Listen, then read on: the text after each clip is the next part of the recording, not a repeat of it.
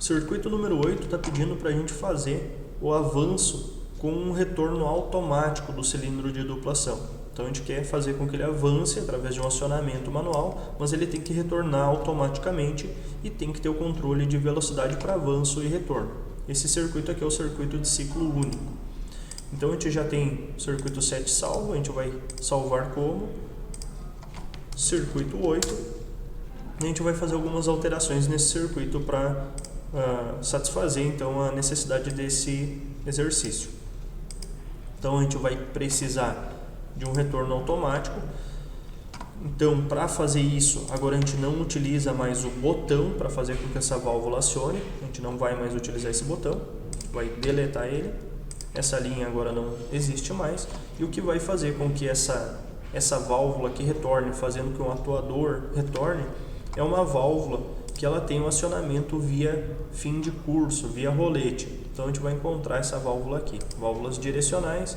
A gente tem as válvulas mecanicamente operadas, né, que já tem elas configuradas, ou a gente pode configurar. A gente vai configurar essa válvula aqui para compreender melhor. Então ela tem 3 vias, 2 posições, igual a essa válvula aqui do botão. Então é ela que vai fazer o acionamento do retorno, ela precisa de uma alimentação de ar comprimido e ela precisa ter um escape de ar. O que vai fazer ela acionar agora, a gente vai configurar aqui, é um acionamento mecânico via rolete. Então está aqui o acionamento via rolete. E o retorno dela é por mola. A gente aplica, dá um OK e aí está pronto o nosso circuito. Porém, ele não vai compreender, a gente não vai conseguir fazer o circuito, o software compreender que esse cilindro pneumático, quando ele avançar, ele bate nesse rolete. Então, mecanicamente, né, se a gente fosse desenhar isso, se a gente fosse montar isso na prática, a gente colocaria essa válvula aqui mecanicamente na frente do atuador, para fazer com que ele bata no rolete e aí a válvula atua, né? Mas aqui no software a gente não precisa fazer esse desenho nessa posição e não vai fazer diferença alguma. Então, por isso eu desenhei lá embaixo. O que faz com que o software entenda que esse rolete existe e que ele está na posição de avanço desse cilindro pneumático é a gente fazer essa seguinte configuração. A gente vai dar uma identificação para esse componente. Então eu cliquei 2 vezes aqui nesse círculozinho aqui do rolete. A gente vai dar uma identificação.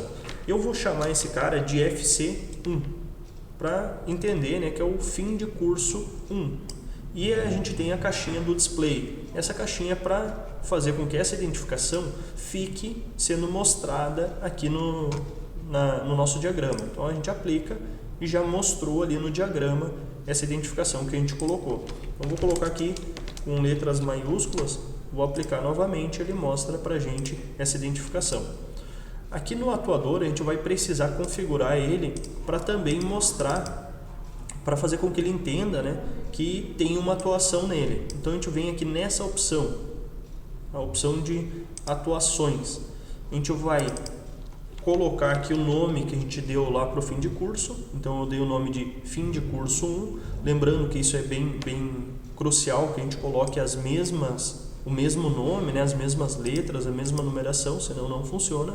E aqui a gente vai colocar em que ponto desse cilindro pneumático que ele vai encontrar o rolete, em qual posição do cursor, né, do curso dele que ele vai encontrar esse rolete.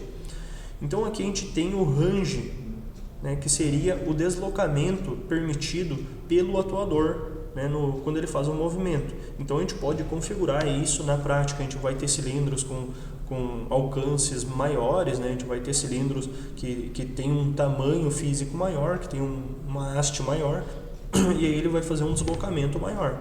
Então aqui já configurado nesse software, ele está mostrando para a gente um avanço de 50 milímetros. Originalmente os cilindros no software eles mostram 100 milímetros, né, de range, é o quanto ele vai deslocar mecanicamente. Então aqui a gente vai colocar, se eu tenho um range de 50 milímetros, eu quero fazer com que o rolete seja acionado quando o cilindro avança até o final do curso dele, então eu coloco aqui 50.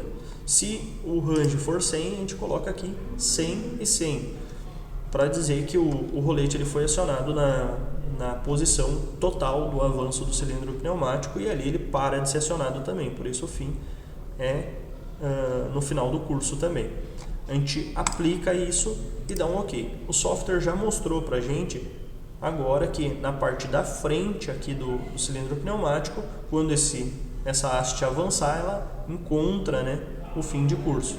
Então a gente dá um play. Ele está mostrando para a gente, olha, tem uma conexão pneumática aberta. E está mostrando aqui em laranja essa conexão pneumática. A gente vai colocar aqui um escape ao ar livre, ele não dá mais a mensagem de erro. Então agora a gente vai fazer o acionamento desse cilindro pneumático. Aqui a abertura ficou bem fechada no exercício anterior, né? Então agora a gente vai fazer o acionamento desse cilindro pneumático. Ele vai acionar a tela na parte da frente, encontrou o fim de curso, retorna sozinho.